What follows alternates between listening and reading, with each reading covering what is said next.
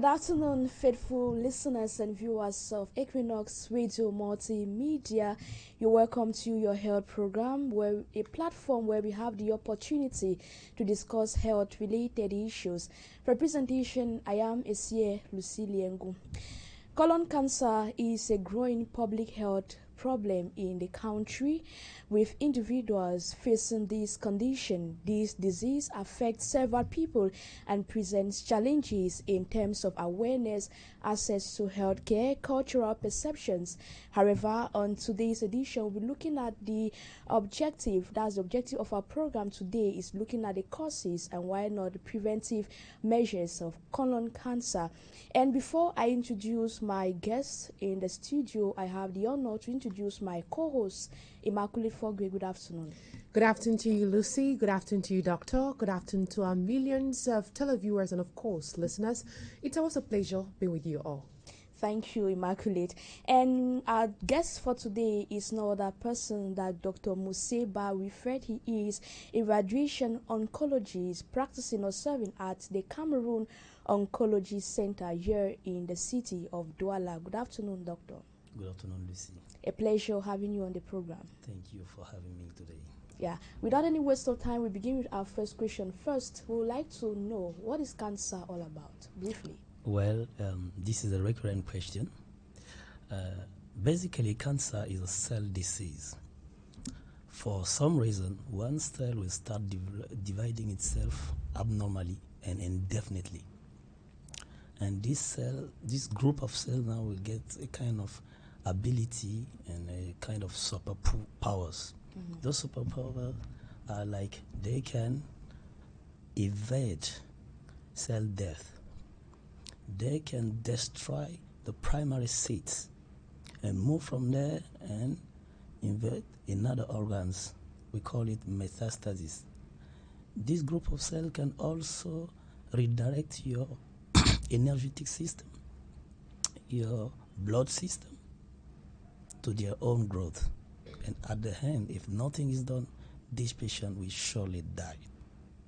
That is cancer. And to our topic of today, we are talking about colon cancer. It is a broad term. We would like to know, in layman's understanding, what is colon cancer all about? Well, colorectal cancer is that group of cancer arising from in between the colon to the rectum. This process is basically the same, like one cell starting dividing itself indefinitely and creating problems. But when you said colon cancer, this is the location of the disease, primary disease. You can move to elsewhere. But if you said colon cancer, it's specific because for some countries, colon cancer represents, let's say, the third or the second. In the US or in Europe, I think it's two or third cancer frequent in terms of frequency. Something is also interesting.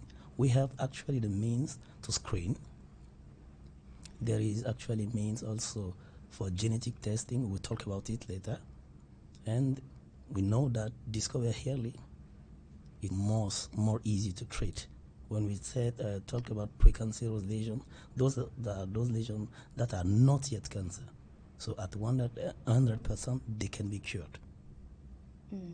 Yes, this is the particularity of colorectal cancer, actually. Right. What's the prevalence rate of colon cancer in Cameroon at the moment? At the moment, you know that first of all in sub-Saharan Africa, coming to data, we are a bit weak. But actually, according to the International Observatory of Cancer, we are about 5% of all cancers. I think that in terms of rank, it's the 7th. Okay. Most frequent cancer. For those who would like to participate in today's program, here are the contacts: 670-54-7049. I repeat, 670-54-7049 or 656-6222. 656-6222. And when you're calling, make sure you turn off your radio or TV sets in order to have better connection. Back to you, Doctor. What role does lifestyle play when it comes to colon cancer? Well, here we have to talk about colon cancer risk factors. Mm-hmm. Yes, And lifestyle is a very, very big part also. Let me go back and try to arrange the risk factors for you. Yeah, sure. We have what we call sporadic colon cancer. For some reason, someone without any risk factor can develop colon cancer. We are talking about 80% of cases. Now there is family cases, 15%. And the last group, those people have proven genetic disorder. Now, for the 80% cases, lifestyle like eating processed meat, red meat, consumption of tobacco, excess of alcohol, those are well-known risk factors of colon cancer. Also, obesity, sedentarity, all those are risk factors. Even diabetes is a risk factor. Okay. But let me state something. A risk factor is not either sufficient or necessary to have a cancer. Okay. Yes, the more you are accumulating risk factors, the more you are at risk to develop Cancer. cancer. Colon cancer. for Colon sure. cancer, yes. Okay. And she just made mention about lifestyle or diet. How does it contribute to colon cancer? Yes, we put all those in the same group. When you say, for instance, diet, someone who likes smoking the meat or all those things before eating. When you are smoking, you are adding some kind of hydrocarbon, which is very, very, harmful for cells. See? It's a chemical process that you are adding to your food. Okay. That's why we advise people as much as possible to avoid processed meat and red meat, especially for colon cancer. Doctor, I have a question on that particular aspect. We have been advised to, in order to live healthy, if you want to eat meat, make sure you smoke it in order to remove some of the fat. How then, does it mean it has its own benefits and it still has its own disadvantages? I don't know where you read this, Yes. but usually animal fats are not very, very good for our health. You can remove it with another means. Smoking food, it's not good. That is proven. Lucy, have you ever heard about that? But Lucy, have you No, ever heard that is about, proven. you heard people saying that you should smoke meat in order to remove the fat and all of that. I think In even our other- mothers. advantages.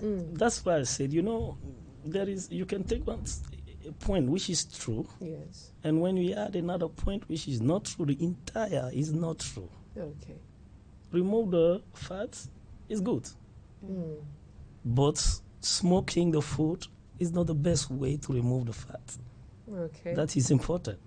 Because even roasted fish, I remember a doctor saying it's better to roast fish rather than frying it, because frying it absorbs a lot of oil. Sure. And now, if smoking now is another problem, that means It's I don't know. It's a But chemical. Immaculate, we understand that in most cases we have disadvantages and advantages to everything. It applies to everything. Yes. So just like we have frying fish that has disadvantages, smoking fish or maybe say roasting fish too has its own disadvantages. We have a call on the line. We're getting that caller. Hello. Yes. Please, can you turn off either your radio or your TV sets? We can get it already from the background.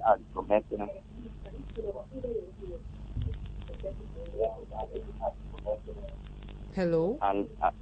Yes, ma'am. I'm saying living at the next thing. Yes, Please, can you turn please, I off want your to ask you radio people that set? if I have point on me, I can do as to We are so sorry. We have said in case you want to participate in the program, make sure your TV or your radio set is turned off so we can have a better connection. Please, can you do that?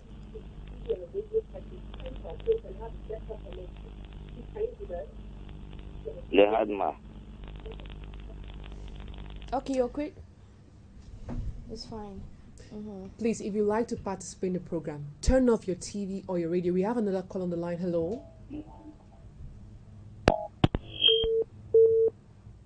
We just lost that caller. Okay, doctor, we're talking about roasted fish, and we're looking at fried fish, and I'm learning something that smoking meat. oh my goodness, like I'm already confused. I'm really confused. I used to think that smoking, eating smoked meat, like It's kind of better preserves than me from some kind of health pathologies. irrits. Exactly. But now from an oncologist like you, who is who masters his domain, getting this is already making my You people my are heart already to. on debate, so I thought that maybe I could have some questions. Yes, sir. You can go ahead with your question. Good afternoon. Your name, where you're calling Yes, from, and your is that a question. cancerous? Is that a cancerous doctor? Yeah. Yes, it is, sir. Go ahead. Yes, I want to ask this question: if the kind of food that you eat can lead to cancer. Okay. If there is a food that Can if lead you to cancer. to lead to cancer directly, Yeah. Is it a specific food? Yes, I'm there asking that is things like roasted fish and fried things that you people are saying. yes. This is what we are Okay. saying. We are saying that it's proven that the more you are processing your food, the more is at risk for your health. It's not only on colon cancer, it's Almost for everything. Health yes, issues. everything and Okay. all the cancers in our body. Wow. All right. Go So, ahead. Margaret, due to time, we're having some questions. Yes. We would like to know what are some of the screening methods that are available in our country. Okay, doctor. What I want to ask also now is that would people because I was having a patient, I am a medical doctor. I have a patient that is having cancer of the saliva. Of the saliva, like amygdala, right? Or salivary cancer. Can you hear me? Yes, actually, Like parotid or salivary cancer, submandibular? that is it. Okay. What is So the I don't question? know what I'm getting you 100%. Go ahead with your question, doctor.